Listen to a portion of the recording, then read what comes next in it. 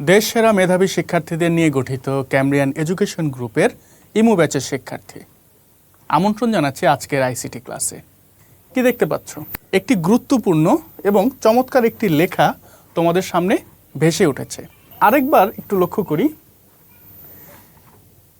কিছু একটা electronics device নড়াচড়া করছে। তোমরা ইতোমধ্যে এই ডিভাইসটির সাথে কিন্তু পরিচিত।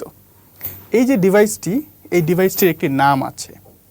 তাহলে প্রথম চিত্র এবং দ্বিতীয় যে অবজারভেশন, এই দুটোকে মিলে তোমাদের নিশ্চয়ই ধারণা হয়ে গেছে যে আমাদের আজকের পাঠের বিষয় কি হতে পারে। শিক্ষার্থীরা, আমাদের আজকের পাঠ কৃত্রিম বুদ্ধিমত্তা ও রোবোটিক্স। এটা লক্ষ্য করো, কৃত্রিম বুদ্ধিমত্তা বা আর্টিফিশিয়াল ইন্টেলিজেন্স, এআইকে আমরা কিভাবে সংজ্ঞায়িত করতে পারি? কৃত্রিম বুদ্ধিমত্তা হলো এমন একটি কৌশল বিদ্যা যার মাধ্যমে বিভিন্ন যন্ত্রের মধ্যে যৌক্তিক চিন্তা, জ্ঞান, পরিকল্পনা, শিখন, যোগাযোগ, উপলব্ধি ও বস্তুকে নড়াচড়া করার সামর্থ্য দেয়া হয়ে থাকে। অর্থাৎ এমন একটি যন্ত্র যার মধ্যে মানুষের মতো করে চিন্তা করার ক্ষমতা প্রদান করা হয়। আমরা এমনভাবেও সংজ্ঞাটি লিখতে পারি যেখানে এআই বলতে কি বুঝি বা এআই এর সংজ্ঞা কি। কৃত্রিম বুদ্ধিমত্তা হচ্ছে এমন এক ধরনের প্রযুক্তি যেখানে কোনো যন্ত্রের মধ্যে মানুষের মতো চিন্তা করার সক্ষমতা প্রদান করা হয়। লক্ষ্য করো, এআই এর জনক অর্থাৎ এই এআই বা আর্টিফিশিয়াল ইন্টেলিজেন্স কে আবিষ্কার করেছেন, কে এআই সম্পর্কে আমাদেরকে ধারণা দিয়েছেন বা এআই এর উদ্ভাবক কে? অনেক সময় এই প্রশ্নটি অনেকবার এমসিকিউতে এসে থাকে। এআই এর জনক হচ্ছে কে? Alan Turing. উনি সর্বপ্রথম এই এআই সম্পর্কে আমাদেরকে ধারণা দেন। শিক্ষার্থীরা, এআই বা আর্টিফিশিয়াল ইন্টেলিজেন্সের তিনটি স্তরে বা এখন পর্যন্ত আমরা তিনটি ভাগে ভাগ করতে পারি। প্রথমেই যেটি আছে সেটি হচ্ছে ন্যারো এআই।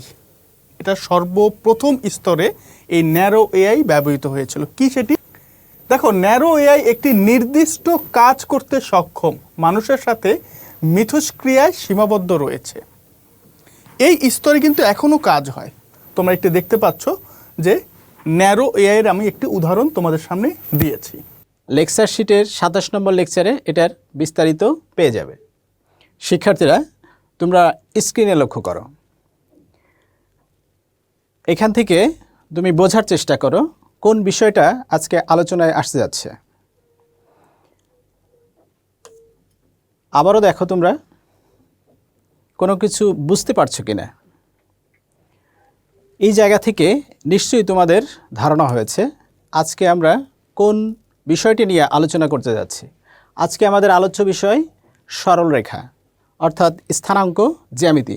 সরলরেখার অনেকগুলো পার্ট রয়েছে, তার একটি অংশ স্থানাঙ্ক জ্যামিতি। এই ক্ষেত্রে আমরা অন্তর্বিভক্ত, বহির্বিভক্ত, মধ্যবিন্দু, ভরকেন্দ্র এই চারটি বিষয়ের উপরে খুব বেশি ফোকাস করব এবং এই চারটি বিষয়ের উপরে বিভিন্ন প্রবলেমও কিন্তু সলভ করব। আজকের লেকচার থেকে তোমরা যে বিষয়গুলো শিখতে পারবে সেটা এক নজর দেখে নাও। একটি রেখাংশকে প্রদত্ত অনুপাতে অন্তর্বিভক্ত ও বহির্বিভক্তকারী বিন্দুর স্থানাঙ্ক বলতে পারবে, সাথে সাথে নির্ণয় করতে পারবে। দুইটি বিন্দুর সংযোগ রেখাংশের মধ্যবিন্দুর স্থানাঙ্ক নির্ণয় করতে পারবে। ত্রিভুজের ভরকেন্দ্র নির্ণয় করতে পারবে। এক্স অক্ষ এবং ওয়াই অক্ষ দ্বারা কোনো রেখাংশ কী অনুপাতে বিভক্ত হয় সেটিও তোমরা নির্ণয় করতে পারবে। সাথে সাথে আয়তক্ষেত্র, বর্গক্ষেত্র, রম্বস এদের অজানা কোনো বিন্দুর স্থানাঙ্ক নির্ণয়ে সাথে সাথে ক্ষেত্রফলও নির্ণয় করতে পারবে। লক্ষ্য করো, যখন আমাদের একটি রেখাকে m1 m2 অনুপাতে ভাগ করতে হয় তখন আমাদের সামনে দুইটি রাস্তা খোলা রয়েছে। প্রথমত, বিন্দুটি রেখাটির মাঝামাঝি কোথাও অবস্থান করতে পারে। দ্বিতীয়ত, রেখাটিকে বর্ধিত করলে এটির বাইরে অবস্থান করতে পারে। এটিকে আমরা জ্যামিতিকভাবে এক নজর দেখে নিই। আমরা যদি জ্যামিতিকভাবে এটিকে লক্ষ্য করি তাহলে দেখো, ভিতরে বিভাজন অর্থাৎ m1 m2 অনুপাতে বিন্দুটি ভিতরে অবস্থান করছে। ঠিক একইভাবে যদি আমরা এটিকে বাইরের বিভাজনের ক্ষেত্রে চিন্তা করি তাহলে লক্ষ্য করো এ আমার একটি বিন্দু, বি একটি বিন্দু, পি বিন্দুটি এ বি এর বাইরে অবস্থান করছে। এক্ষেত্রে এ থেকে বিভক্ত বিন্দুর দূরত্ব m1 এবং বি থেকে বিভক্ত বিন্দুর দূরত্ব m2। উভয় ক্ষেত্রেই কিন্তু অনুপাতটা সেম রয়েছে। এক্ষেত্রে আমরা এই বিন্দুটি কিভাবে নির্ণয় করব সেই সূত্রটি একবার দেখে নিই। ক্রস মাল্টিপ্লিকেশন টেকনিক অবলম্বন করে আমরা এটিকে খুব সহজেই মনে রাখতে পারি। লক্ষ্য করো আমার একটি বিন্দু এ যার স্থানাঙ্ক x1 y1 এবং অপর একটি বিন্দু বি যার স্থানাঙ্ক x2 y2। এখন এই দুইটা বিন্দুর সংযোগ রেখা আমরা যেটি পাচ্ছি এখান থেকে এই পর্যন্ত, এই রেখাটিকে m1 এবং m2 অনুপাতে বিভক্ত করব, অর্থাৎ একটি জায়গা চিহ্নিত করব। সেই জায়গাটি একটি বিন্দু হবে, সেই বিন্দুটাকে আমরা বলছি xy। এক্ষেত্রে আমার xy যে সূত্রের সাহায্যে নির্ণয় করব সূত্রটি হলো m1 x2 plus m2 x1 divided by m1 plus m2। এটা হলো আমার ভুজ, এবং m1 y2 plus m2 y1 divided by m1 plus m2 এটি হলো কোটি। সেক্ষেত্রে আরেকটু লক্ষ্য করো, প্রথমে আমরা m1 এবং m2 অনুপাত দুটিকে উপরে নিচে লিখে নিব। একটু লক্ষ্য করো, উপরে m1 m2, নিচেও m1 m2। এখন তুমি যেটি মনে রাখবে, m1 এর সাথে যাবে x2 আর m2 এর সাথে যাবে x1। দেখো m1 এর সাথে x2, m2 এর সাথে x1। অনুরূপভাবে কোটির ক্ষেত্রে বা y স্থানাঙ্ক নির্ণয়ের ক্ষেত্রে সেম, m1 m2 নিচে m1 m2 মাঝখানে প্লাস। এখন m1 এর সাথে যাবে y2 এবং m2 এর সাথে যাবে y1। নিশ্চয়ই বিষয়টি বুঝতে পেরেছ। এই সূত্র দিয়ে তুমি খুব সহজেই দুইটি বিন্দুর সংযোগকারী কোনো রেখাংশের কোনো নির্দিষ্ট অনুপাতে বিভক্তকারী বিন্দুটি নির্ণয় করতে পারবে। Dear students, here you can see two images. In the first one, you can see a parrot, and in the second one, you can see a parrot in a king's court. Dear students, can you imagine something? Yes, you are right. Today, we will discuss a parrot's tale. This is Unit 1, Lesson 1 from your English first paper book. Dear students, while discussing the lesson, you must open your book and you will go through with me. Dear students, today we will discuss from lecture sheet 12, and this is the lecture number 12, but this is the first lecture of English for today. After the end of today's lesson, students will be able to have basic idea about the text. Student will be able to use vocabulary with meanings. Student will be able to respond to short question answers. Students will be able to answer multiple choice or MCQ questions. Will be able to construct a logical flowchart, and finally we will be able to write a concise summary about the text. Dear students, let's go through the text, and before going to start the text, we should know some vocabulary. Let's enjoy. Dear students, let's know some vocabulary. This is unlettered. You know, unlettered means in Bengali nirakhor, and in English it means illiterate. Next, scripture. Dear student, you can see an image here. This is Shastro, Puthi in Bengali, and the synonym is sacred text. Dear students, now we will start going through the text, and you must open the books and read with me. The text starts like this.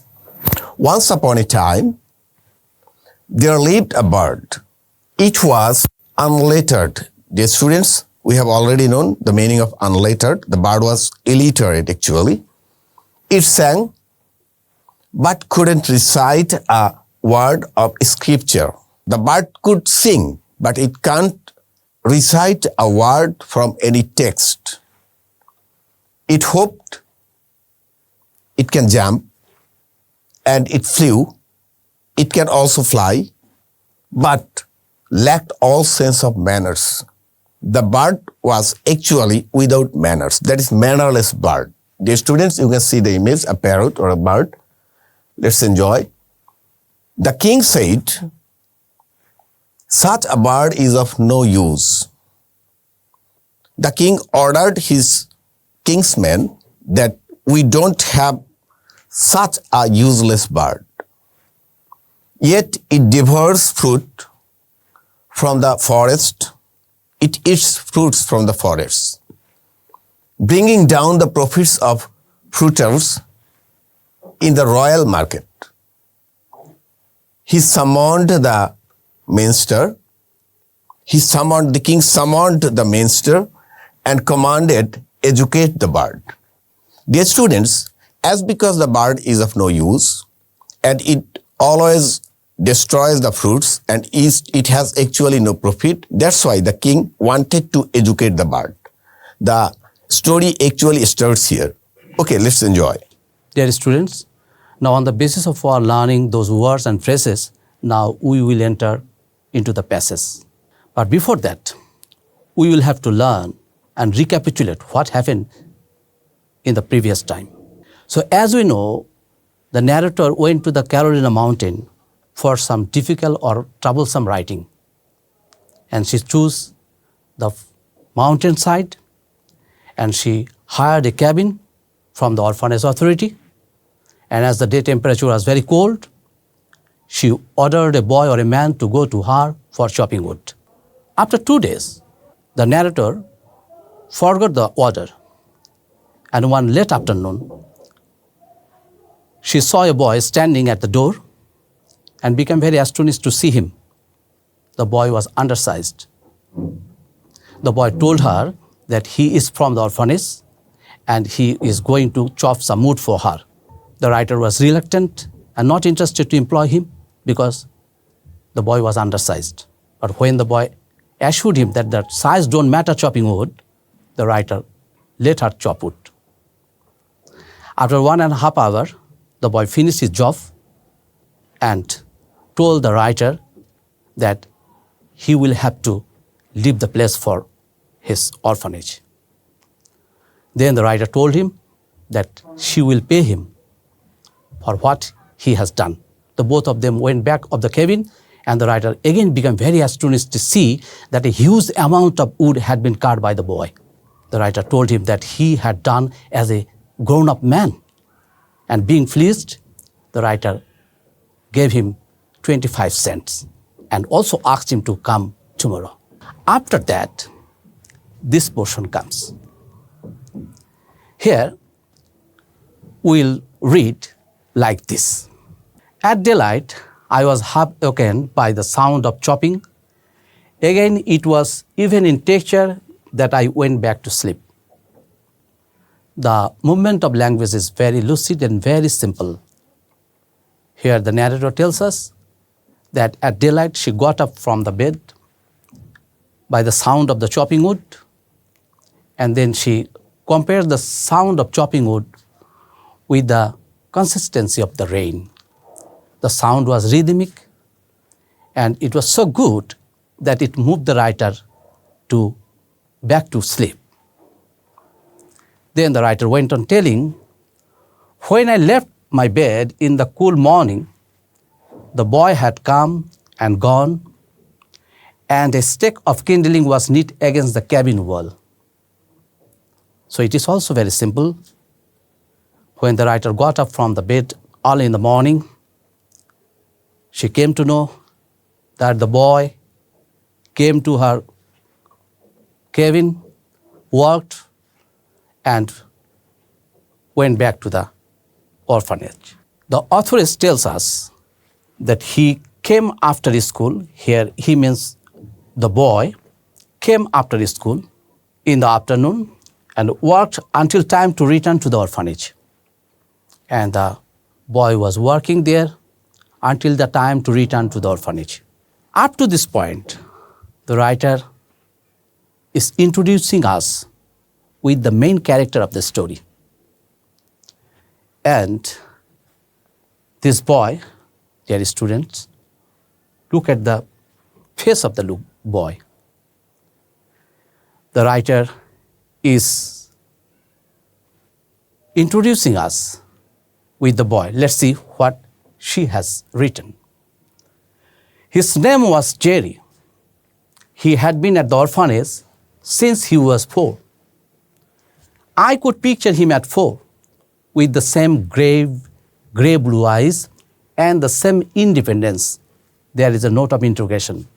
So in this line, we came to know about the boy whose name is Jerry.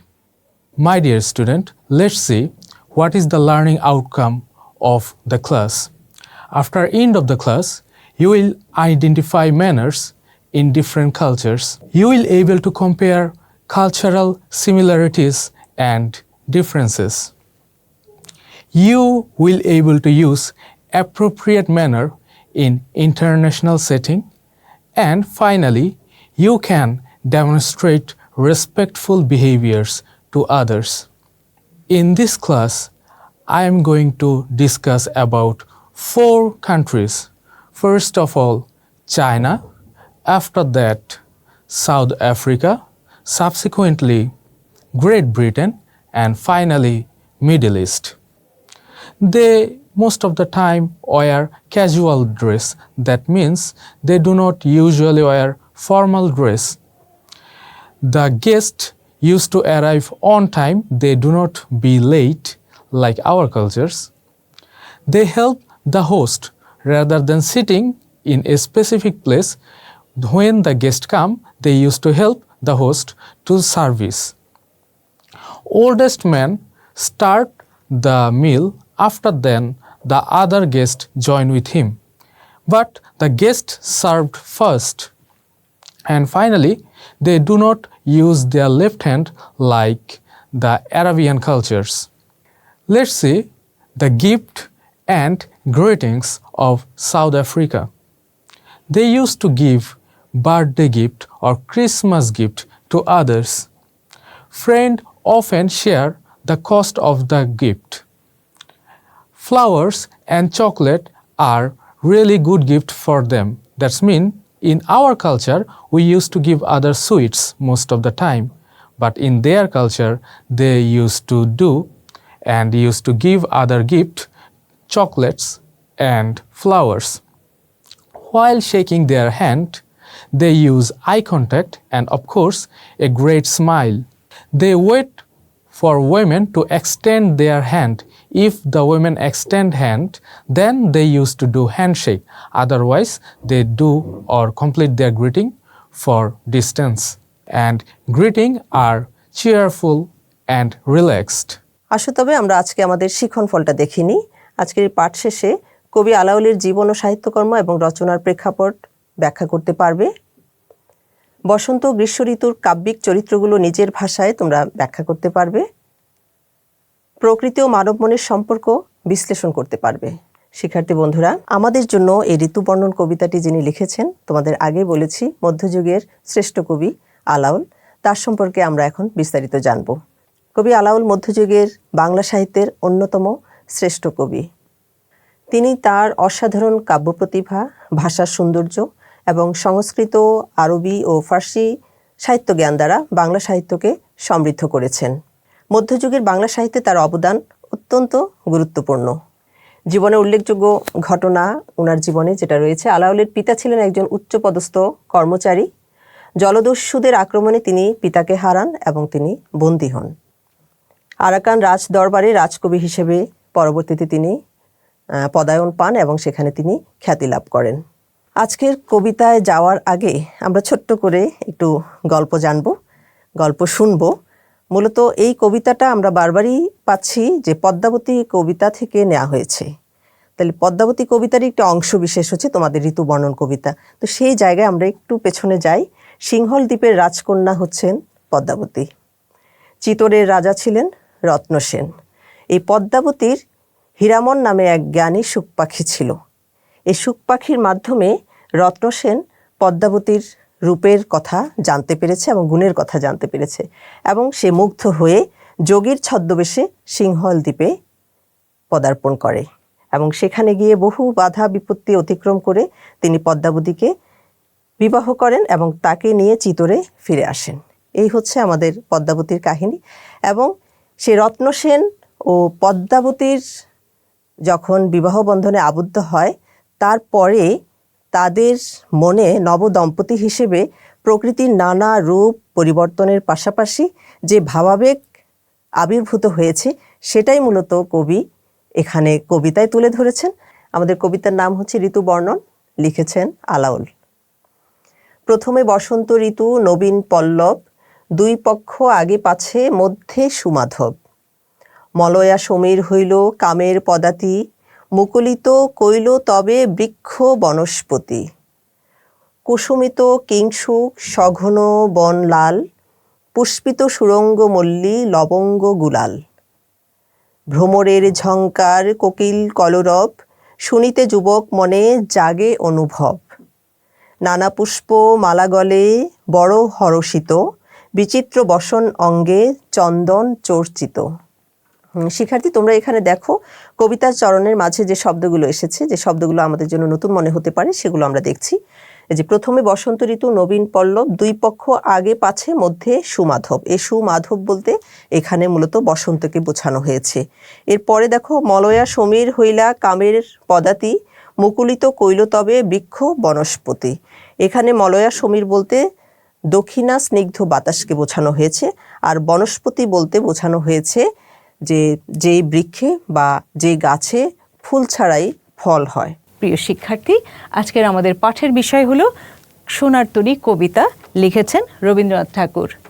এই সোনার তরী কবিতাটি সোনার তরী কাব্যগ্রন্থের নাম কবিতা। এটি একটি চিরন্তন চেতনা বহনকারী কবিতা এবং এটি বাংলা কবিতার ইতিহাসে অনন্য। প্রিয় শিক্ষার্থী, এই কবিতাটি মাত্রাবৃত্ত ছন্দে রচিত। সুপ্রিয় শিক্ষার্থী, সোনার তরী কবিতার এটি দ্বিতীয় ক্লাস। প্রথম ক্লাসে আমরা শব্দার্থ, পাঠ পরিচিতি এবং কবিতাটির সরব পাঠ করে ফেলেছি। আজকে আমরা এর মর্মার্থ বা মূল ভাবগুলো বিশ্লেষণ করব। সুপ্রিয় শিক্ষার্থী, সোনার তরী মূলত একটি রূপকধর্মী দার্শনিক কবিতা। আর রূপক হলো গ্রিক অ্যালিগরি শব্দ থেকে এসেছে, যার অর্থ একটি বিষয়ের মধ্য দিয়ে অন্য একটি বিষয়কে বোঝানো। এবং এই কবিতার মধ্য দিয়ে কবি রবীন্দ্রনাথ ঠাকুর একটি গুরুত্বপূর্ণ বা চিরন্তন সত্য তুলে ধরবার চেষ্টা করেছেন বা তুলে ধরেছেন। এই কারণেই এই কবিতাটি বহুল আলোচিত এবং সর্বজনের কাছে গ্রহণযোগ্য। আপাত দৃষ্টিতে কবিতাটিতে বর্ষার দিনে একজন কৃষকের ধান কাটা ও নৌকায় ফসল তুলে দেওয়ার সাধারণ ঘটনা বর্ণনা করলেও এর অন্তর্নিহিত অর্থ মানব জীবনের এক গভীর সত্য তুলে ধরে। মানুষ সারা জীবন যে কর্ম বা সৃষ্টি করে যায় তা মহাকালের স্রোতে টিকে থাকে, কিন্তু ব্যক্তি হিসেবে মানুষ নিজে মহাকালে স্থান পায় না। এটি তোমরাও জানো, এটি চিরন্তন সত্য। মানুষ মরণশীল, কিন্তু সে যদি ভালো কাজ করে তাহলে সময়ের ইতিহাসে সে অমর হয়ে থাকতে পারে। মানুষের সৃষ্টিকর্ম অমর হলেও ব্যক্তি অস্তিত্ব ক্ষণস্থায়ী ও নশ্বর। কবি এখানে নিজের জীবন ও সৃষ্টিকর্মের সম্পর্ককে প্রতিকায়িত করেছেন। একজন স্রষ্টা বা শিল্পী যত মহৎ সৃষ্টি করুক না কেন, কালের নিয়মে তাকে একদিন বিদায় নিতে হয়, কিন্তু তার সৃষ্টি থেকে যায় মানব সভ্যতার সম্পদ হিসেবে। এই উপলব্ধি থেকেই কবিতার শেষে এক গভীর বিষণ্ণতা ও নিঃসঙ্গতার সুর ফুটে ওঠে। এবং এই চিরন্তন সত্যের সাথে আমরা একাত্ম হয়ে যদি মিশে যে পাঠটিকে সেভাবে সানন্দে গ্রহণ করি, দেখবে খুব সহজেই বিষয়টা তুমি বুঝতে পারবে। এখানে যে প্রতীকগুলো ব্যবহার করা হয়েছে, সুপ্রিয় শিক্ষার্থী, চলো সেগুলো একটু দেখে নিই। কৃষক আসলে এখানে শিল্পস্রষ্টা বা কবির প্রতীক। আর এই যে তরী, মহাকালের যে তরী, সেটি হচ্ছে মহাকালের নৌকা। এখানে সোনার তরী অর্থে মহাকাল বা মহাজীবনের প্রতীক বোঝানো হয়েছে। আরও কিছু প্রতীক আছে, দেখে নেই চলো। এতক্ষণ ধরে তোমরা যে রবীন্দ্রনাথ ঠাকুরের সোনার তরী কবিতার বিষয়বস্তু, বাইরের বিষয়, বাইরের গল্পটি এবং ভেতরের তাৎপর্যপূর্ণ দিকটি শুনলে, জানলে এবং বুঝলে, এবার চলো সেই কবিতাটি আমরা শুদ্ধ উচ্চারণে পাঠ করবার চেষ্টা করি এবং বলে রাখি অবশ্যই তোমরা এই কবিতাটি নিজে নিজে শুদ্ধ উচ্চারণে অনুশীলন করবার চেষ্টা করবে। আমাদের কবিতার নাম সোনার তরী, লিখেছেন রবীন্দ্রনাথ ঠাকুর। গগনে গরজে মেঘ ঘন বরষা, কুলে একা বসে আছি নাহি ভরসা। রাশি রাশি ভাড়া ভাড়া ধান কাটা হলো সারা, ভরা নদী খুঁড়ো ধারা খর পরশা। কাটিতে কাটিতে ধান এলো বরষা। একখানি ছোট ক্ষেত আমি একেলা, চারিদিকে বাঁকা জল করিছে খেলা। পরপারে দেখি আঁকা তরু ছায়া মশি মাখা, গ্রামখানি মেঘে ঢাকা প্রভাত বেলা। এপারেতে ছোট ক্ষেত আমি একেলা। গান গেয়ে তরিবে কে আসে পারে, দেখে যেন মনে হয় চিনি উহারে। ভরা পালে চলে যায় কোনো দিকে নাহি চায়, ঢেউগুলি নিরুপায় ভাঙে দুধারে। দেখে যেন মনে হয় চিনি উহারে। ওগো তুমি কোথা যাও কোন বিদেশে, বারেক ভিড়াও তরি কুলেতে এসে। যেও যেথা যেতে চাও, যারে খুশি তারে দাও, শুধু তুমি নিয়ে যাও ক্ষণিক হেসে। আমার সোনার ধান কুলেতে এসে, যত চাও তত লও তরণী পরে। আর আছে আর নাই দিয়েছি ভরে। এতকাল নদী কূলে জাহালয়ে ছিনু ভুলে, সকলে দিলাম তুলে থরে বিথরে। এখন আমারে লহ করুণা করে, ঠাঁই নাই ছোট সে তরি, আমারে সোনার ধানে গিয়েছে ভরি। শ্রাবণ গগন ঘিরে ঘন মেঘ ঘুরে ফিরে, শূন্য নদীর তীরে রহিনু পরি। যাহা ছিল নিয়ে গেল সোনার তরি। আজকে আমরা নতুন পাঠে চলে যাব। বাড়ির সকলে তো রাগিয়া আগুন, কন্যার পিতার এত গুমর, কলিজে চারপোয়া হইয়া আসিল। সকলে বলিল দেখি মেয়ের বিয়ে দেন কেমন করিয়া, কিন্তু মেয়ের বিয়ে হইবে না এই ভয় যার মনে নাই, তার শাস্তির উপায় কি? কল্যাণীর বাবার এই গুমর তাদের দৃষ্টিতে, বরপক্ষের দৃষ্টিতে গুমর, কিন্তু এটা ছিল আত্মমর্যাদা বোধ, যা তাদের কাছে একটা ধৃষ্টতা মনে হয়েছে। মস্ত বাংলাদেশের মধ্যে আমি একমাত্র পুরুষ যাহাকে কন্যার বাপ বিবাহের আসর হইতে নিজে ফিরাইয়া দিয়াছে। অনুপমের নিজের আত্ম উপহাসের উদাহরণস্বরূপ এই লাইনটি এসেছে। এই আত্ম উপহাসের আসলে অনুপমের নিজের আত্ম উপহাসের উদাহরণ এটি। এই আত্ম উপহাসে আসলে শম্ভুনাথের সাহসিকতার স্বীকৃতি এবং মামার লোভের প্রতি সূক্ষ্ম সমালোচনা রয়েছে। এত বড় সৎপাত্রের কপালে এত বড় কলঙ্কের দাগ কোন নষ্ট গ্রহ এত আলো জ্বালাইয়া বাজনা বাজাইয়া সমারোহ করিয়া আঁকিয়া দিল। এই নষ্ট গ্রহ বলতে কি বোঝানো হয়েছে এখানে একটু তোমাদের জন্য আলোচনা রেখেছি। অশুভ ভাগ্য বা দুর্ভাগ্যের প্রতীক হিসেবে দেখানো হয়েছে। কলঙ্কের দাগ মানে হচ্ছে বিয়ে ভেঙে যাওয়ার সামাজিক লজ্জার প্রতীক হিসেবে এই শব্দটি এখানে ব্যবহার হয়েছে। ক্যামব্রিয়ান এডুকেশন গ্রুপের ইমু ব্যাচের প্রিয় শিক্ষার্থীরা, আমন্ত্রণ জানাচ্ছি আমাদের জীববিজ্ঞান দ্বিতীয় পত্রের আজকের পাঠে। প্রিয় শিক্ষার্থীরা, তোমরা লক্ষ্য করো যে এখানে আমরা একটি রুই মাছের পুরো রক্ত সংবহন প্রক্রিয়া দেখতে পাচ্ছি। রুই মাছের এই রক্ত সংবহন প্রক্রিয়াটি কি আমাদের বা মানুষের মতো রক্ত সংবহন প্রক্রিয়ার মতো? না। কারণ কি, রুই মাছের দেহের ঠিক এই জায়গায় দেখো যে হৃৎপিণ্ডের ভেতর দিয়ে কোনো অক্সিজেনযুক্ত রক্ত হৃৎপিণ্ডের ভেতর দিয়ে প্রবেশ করে না, এবং এরা একটা বর্তনী বা একটা সার্কিটের ভেতর দিয়েই এদের রক্ত সংবহন প্রক্রিয়া চলে। রুই মাছের এই রক্ত সংবহন প্রক্রিয়া আমাদের যেমন ফুসফুসের সাথে আমাদের রক্ত সংবহন প্রক্রিয়ার একটা সমন্বয় রয়েছে, রুই মাছের ক্ষেত্রে কিন্তু তাদের ফুসফুস নেই। কি রয়েছে তাদের এখানে? এই যে কানকোয়ার নিচে কি দেখতে পাচ্ছ? কানকোয়ার নিচে চিরুনির মতো আকৃতির আমরা ফুলকা দেখতে পাচ্ছি। রুই মাছের রক্ত হলো ফ্যাকাশে এক ধরনের রঞ্জিত তরল উপাদান বা তরল পদার্থ কিংবা তরল যোজক কলা, এবং এর যে প্লাজমায় উপবৃত্তাকার নিউক্লিয়াসযুক্ত রাইথ্রোসাইট এবং এমিবয়েড আকৃতির লিউকোসাইট ভাসমান থাকে। এরিথ্রোসাইট আমরা এখানে দেখতে পাচ্ছি যে এগুলো হচ্ছে এরিথ্রোসাইট বা লোহিত রক্তকণিকা। প্রথমেই যে একটি অংশ রয়েছে এটার নাম হচ্ছে সাইনাস ভেনোসাস।